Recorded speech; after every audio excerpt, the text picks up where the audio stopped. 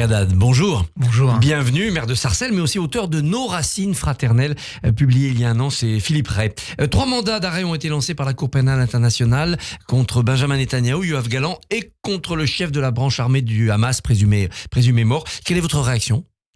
D'abord, je voudrais avoir une pensée pour les victimes de ce conflit, parce que c'est d'abord à elles qu'il faut penser. La ville de Sarcelles a été une des premières à faire un don à la fois après le 7 octobre pour les Israéliens et puis assez rapidement également pour les habitants de la bande de Gaza, pour aider à la reconstruction et pour aider également d'un point de vue humanitaire. Cette décision de la CPI, elle s'inscrit dans le fil conducteur. Le déroulé de la procédure précédente.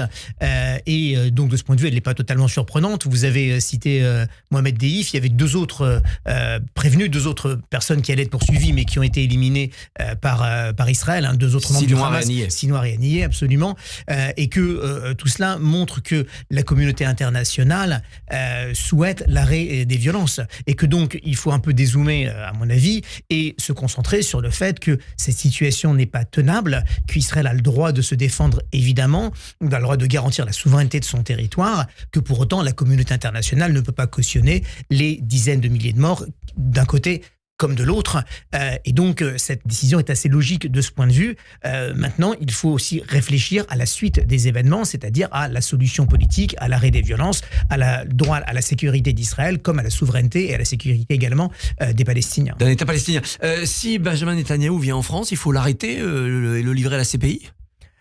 Alors, Israël n'a pas ratifié le traité de la CPI, la France, oui. Si bien que il y a toujours une immunité diplomatique. Maintenant, le risque existe. Je ne pense pas que c'est ce qui va se passer. Alors, c'est pas à moi de répondre à cette question, mais je ne pense pas que c'est ce qui va se passer, ni que ça soit souhaitable que la France rentre dans cette logique-là. D'ailleurs, j'ai lu que les déclarations du président Macron, au cas où la CPI allait jusqu'au bout, c'était de continuer à discuter avec Benjamin Netanyahou. Mais ça isole ce dernier quand même sur la scène internationale. S'il traverse d'autres pays, il peut être en difficulté. Donc ça doit aussi amener les Israéliens, je crois, à réfléchir sur quelle politique ils veulent, quel gouvernement ils veulent, puisque ça n'est pas une décision qui frappe Israël, c'est une décision qui frappe 2 individus qui dirigent ou qui ont dirigé Israël. Et donc il faut réfléchir aussi à ce qu'il n'y a pas une autre politique qui est possible et qui soit finalement plus protectrice pour Israël. Quand Netanyahou réagit en disant c'est une décision antisémite de la part de la CPI, c'est excessif, c'est déplacé. Et je pense que c'est un argument qui a ses limites. L'Assemblée nationale a créé un groupe d'amitié France-Palestine. Certains disent c'est malvenu parce que ça respecte pas les règles, il n'y a pas d'État palestinien, il n'y a pas de relations diplomatiques. Et d'autres disent c'est pour voir plus loin, pour aller vers l'avenir. Oui, je pense qu'il faut éviter d'être systématiquement dans l'hystérie et dans la polémique et dès qu'on parle d'Israël et des Palestiniens, on parle d'un groupe d'amitié. Voilà, on parle d'un groupe d'amitié. Donc, si il y a de la haine contre les Israéliens, contre les Juifs par extension, s'il y a de la haine contre les Palestiniens, contre les Arabes, contre les musulmans, il faut le dénoncer. Que des gens veulent travailler sur l'amitié franco-israélienne ou franco-palestinienne, c'est pas un problème en soi. Voilà, donc il faut que tout ça converge vers de la raison, vers du dialogue et vers une solution à 2 États, évidemment. Même si on a l'impression que c'est un peu LFI qui a voulu ce groupe d'amitié pour essayer d'en prendre le contrôle. Oui, il faut toujours se méfier de ce qu'il y a derrière et des dérives potentielles. Mais le fait en soi d'avoir un groupe d'amitié, on parle d'amitié France-Palestine, ça ne me choque pas. Le sondage réalisé par Ipsos pour le CRIF sur l'antisémitisme est inquiétant. 12% des sondés se réjouissent de voir les Juifs quitter le territoire national. C'était 6% en 2020. Ça a donc doublé en 4 ans. Ça monte à 17% chez les moins de 35 ans, à 20% des sympathisants LFI qui souhaitent une France sans Juifs. Inquiétant, non ? Très inquiétant. Tout à fait, quels que soient sur les différents chiffres, et plus ils sont élevés et plus c'est inquiétant. Après, la question, alors moi ça ne me surprend pas totalement parce que je vois bien les tendances qu'il y a derrière qui se sont accentuées depuis le 7 octobre. La question qui est posée, c'est qu'est-ce qu'on fait ? Parce qu'une fois qu'on a fait un sondage, c'est bien, on a un baromètre. Ensuite, il y a l'action politique. Et donc, si chacun ne se met pas à travailler partout là où il est en responsabilité pour lutter contre le racisme, contre l'antisémitisme, contre les discriminations, faire un grand combat pour la République et ses valeurs, on aura toujours malheureusement des sondages qui seront de plus en plus inquiétants. Nous, à Sarcelles, on a lancé un grand plan de lutte contre le racisme, l'antisémitisme et les discriminations depuis 5 ans maintenant, avec des résultats très tangibles et une baisse évidente, matérialisée des tensions et des actes. Et donc, il faut combattre. Il faut pas simplement, il faut constater, c'est important de savoir où est-ce qu'on en est, mais une fois qu'on a constaté, il faut surtout combattre. Vous constatez cette baisse, y compris chez les jeunes, parce que les jeunes sont particulièrement sensibles, d'après ce sondage, notamment à cause des réseaux sociaux. 53% des 18-24 ans seulement pensent que les Juifs sont bien intégrés, c'est 84% dans le reste de la population. Oui, bien sûr, parce que les jeunes ont pas suffisamment de repères éducatifs et donc ils vont sur les réseaux sociaux qui sont souvent un poison qui enferme les gens dans un propre système de pensée, alors que la culture, l'éducation, les valeurs de la République, ça doit tendre vers l'universel, et donc c'est la raison pour laquelle il faut être 2 fois plus présent sur le terrain. Donc oui, je constate que quand on mène des actions pédagogiques, y compris des jeunes qui peuvent être ceux du sondage ici, on arrive à les faire changer d'opinion. Nos racines fraternelles, c'est un mot d'ordre qui reste valable un an après le 7 octobre. Oui, bien sûr. Alors, ça parle de nos racines, ça raconte l'histoire de Sarcelles, une partie de l'histoire de la France. Ça parle de la fraternité républicaine qui est au cœur de la devise et qu'il faut faire vivre plus que jamais. Ça a inspiré cet état d'esprit, la tribune que vous avez signée récemment dans Libération, qui est une sorte d'hommage à l'immigration et aussi de réponse à Bruno Retailleau. Oui, alors c'est pas qu'un hommage à l'immigration, c'est le cas parce qu'on constate en réalité quand on regarde les choses de près que l'immigration a amené beaucoup de gens qui ont aidé à reconstruire la France après-guerre et même aujourd'hui.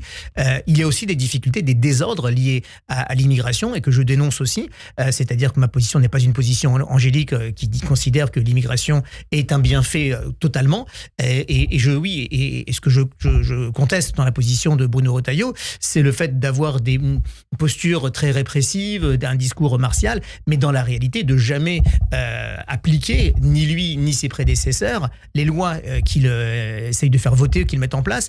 On en est à 39 lois, ce serait la 40e depuis 1980 sur le sujet.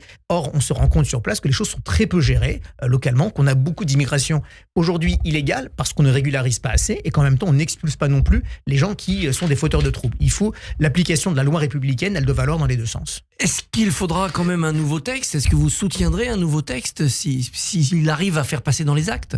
Je ne suis pas sûr qu'il y ait besoin d'un nouveau texte aujourd'hui. Il y a besoin d'appliquer déjà les réglementations existantes, de traiter dignement les gens qui travaillent, qui sont étrangers, qui ne posent aucune difficulté, il faut leur donner des papiers. Et ceux qui posent des problèmes, il faut les expulser. C'est très simple, mais ça demande des moyens, de la volonté politique et autre chose que des discours à la télé.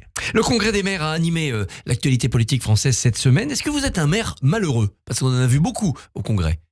Non, parce qu'on n'a pas le droit d'être malheureux quand on est dans ma position, parce qu'on a la confiance des gens. Les gens ont voté pour nous, ils ne sont pas votés pour nous pour qu'on soit malheureux. Donc à la fin, on tire le bilan de sa propre action et de la vie que ça entraîne, et on se représente ou on ne se représente pas. Mais moi je ne suis pas là pour me plaindre, mais par contre, je peux effectivement dénoncer cet état de fait qui est assez invraisemblable, et je comprends la colère que nous avons collectivement, et parce que on est tenu, nous, mais souvent, on s'en prend aux acteurs locaux comme des boucs émissaires. Parce qu'ils sont là. Parce que voilà, il faut bien qu'on s'en prenne à quelqu'un.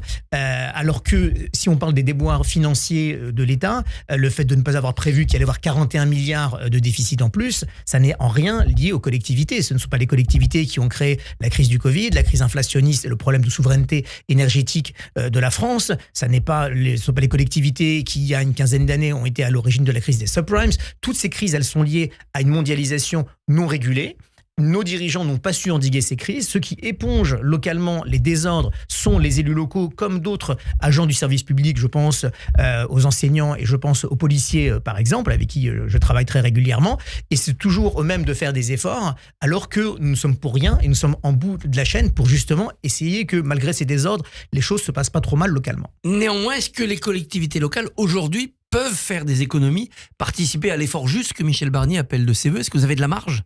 Alors on peut toujours faire des économies, mais vous avez dit l'effort juste. Je ne pense pas que l'effort qui soit demandé soit juste aujourd'hui. C'est 5 milliards minimum. Absolument. Quand on a 36 milliards de super profits en 2023, 146 milliards de profits par les entreprises du CAC 40 et 36 milliards de super profits. Si vous en prenez juste 5 sur 36, vous ne demandez rien aux collectivités locales. Je pense qu'il vaut mieux prendre de l'argent qui dort et qui rémunère des actionnaires que prendre de l'argent qui est investi localement, parce qu'enlever 5 milliards aux collectivités, ça veut dire qu'en bout de chaîne, c'est pas 5, c'est 10, c'est 12, c'est peut-être 15 milliards qui seront investis en moins dans l'économie. Donc ça fera moins d'emplois et ça fera moins de rentrée fiscale. Et je pense que le gouvernement va perdre de l'argent avec ce choc récessif qu'il est en train de produire. Est-ce que néanmoins on peut travailler sur le temps de travail des agents dans les collectivités locales, souvent pointés du doigt? On peut travailler sur plein de sujets, sur un fonctionnement où on peut faire quelques économies ici ou là. On a déjà travaillé sur le temps de travail, on va continuer de le faire, mais il n'y a pas 5 milliards d'économies à faire là-dessus. Et puis, l'effort, il fonctionne quand il est justement partagé. Si dans le même plan, vous annoncez que vous allez d'abord taxer ceux qui ont plus, c'est-à-dire les super profits, que on va faire un effort collectif, alors on peut tous le faire, et nous on le fera de toute façon, mais c'est beaucoup plus facile à faire entendre comme message si le message est d'abord juste, si la politique est globale et qu'elle s'attaque aux inégalités de revenus, pas si elle laisse les plus riches devenir encore plus riches, et si elle laisse les villes qui gèrent les difficultés locales faire l'effort principal. Ça ne peut pas fonctionner. Même si le patronat vous oppose le même discours que celui que vous donnez, c'est-à-dire si vous taxez trop les entreprises, il y aura des pertes d'emplois. Oui, mais il y a entreprises et entreprises. Moi, je parle des super profits des entreprises du CAC 40. Donc, des profits qui ne sont pas réinjectés dans l'économie. Pas forcément les baisses de charges des PME. Bien sûr, les PME font partie du tissu local et on a absolument besoin d'elles. Est-ce que vous voyez quelque chose de rassurant ou d'inspirant dans la reconstitution du paysage politique, tel qu'on la constate depuis la dissolution? Une gauche qui a créé ce NFP, un rapprochement des macronistes et de la droite. Est-ce que vous vous dites, voilà, on est en train de préparer la France de demain?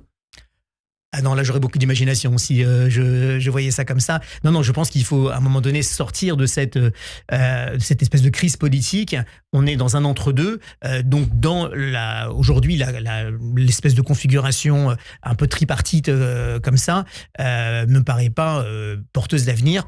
Moi, je suis pour qu'un jour, le plus tôt sera le mieux, revienne un clivage droite-gauche avec une droite républicaine et une gauche républicaine, parce que quand vous n'avez pas ça, vous avez des extrêmes qui montent et ça, personne n'a rien à y gagner. Donc moi, pour moi, le projet, il est là, c'est d'avoir une gauche et un parti socialiste, puisque telle est mon affiliation et je la revendique, soit au cœur de la gauche, parce qu'à partir d'un parti socialiste qui est au cœur de la gauche, comme l'a pu l'être François Hollande, l'a pu être Lionel Jospin en particulier, pour prendre des gens qui ont réussi politiquement, parce que je pense que Lionel Jospin faisait du bon travail.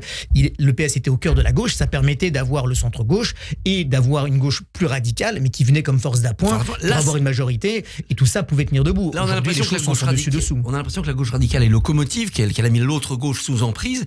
Rien ne peut se régler avant 2027. Cette nouvelle gauche que vous appelez de vos voeux, c'est pour l'après alors? Alors je pense qu'il faut, surtout qu'il faut que tout ça se construise. Ça ne se fait pas que par des alliances tactiques la veille d'élections complètement improvisées. Il faut un travail de fond. Donc moi je veux participer avec un certain nombre de collègues à avoir un projet de société. Au congrès 2025 du PS? On commencera au congrès 2025, mais je pense qu'il faut un petit peu de temps pour le travailler. Donc c'est entre 2025 et 2027 que tout ça va se jouer. Il y aura les municipales entre-temps. Et il faut qu'on réussisse à incarner quelque chose de beaucoup plus fort, beaucoup plus crédible pour les électeurs, et assis sur un programme qui soit humaniste et réaliste à la fois. On a beaucoup de travail devant nous. Patrick Haddad, merci et bonne journée. Merci beaucoup Christophe, on vous retrouvera lundi pour votre édito comme chaque semaine. Radio J.